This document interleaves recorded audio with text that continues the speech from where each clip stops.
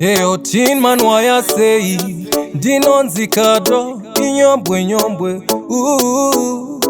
amai na baba vangu andidi kuvaona vachichema misodzi pamatama vachisvima kana kuona pavanotaura zvakaipa ndorwadziwa. Love yatinopiwa navabereki, love yakanaka, love yakakosha, love yatinopiwa na mama na teti, love yakanaka.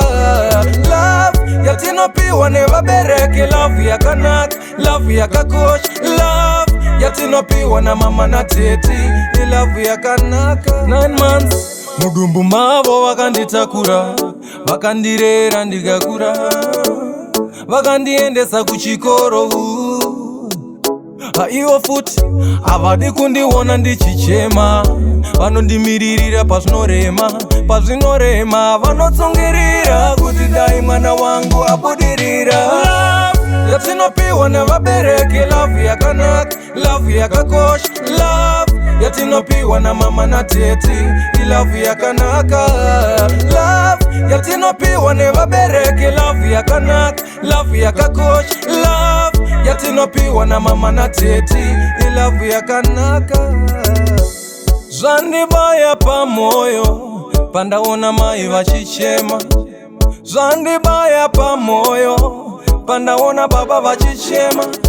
Ishuviro yangu ndonda kuvachengeta vabereki vangu, ishuviro yangu ndoda kuvariritira vabereki vangu.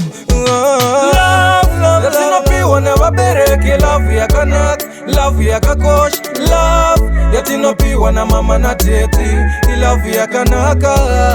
Love yatinopiwa nevabereki, love yakanaka, love yakakosha, love yatinopiwa na mama na teti, love yakanaka. 9 months mudumbu mavo vakanditakura, vakandirera ndikakura, vakandiendesa kuchikoro.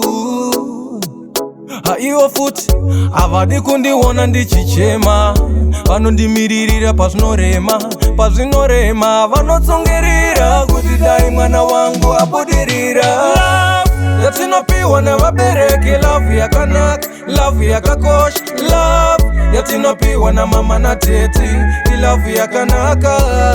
Love yatinopiwa nevabereki, love yakanaka, love yakakosha, love yatinopiwa na mama na teti, love yakanaka.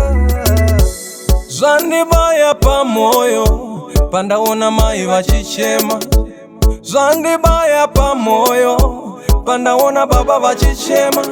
Ishuviro yangu ndonda kuvachengeta vabereki vangu, ishuviro yangu ndoda kuvariritira vabereki vangu.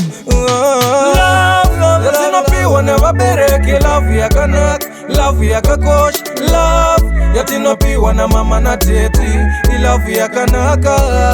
Love yatinopiwa nevabereki, love yakanaka, love yakakosha, love yatinopiwa na mama na teti, love yakanaka.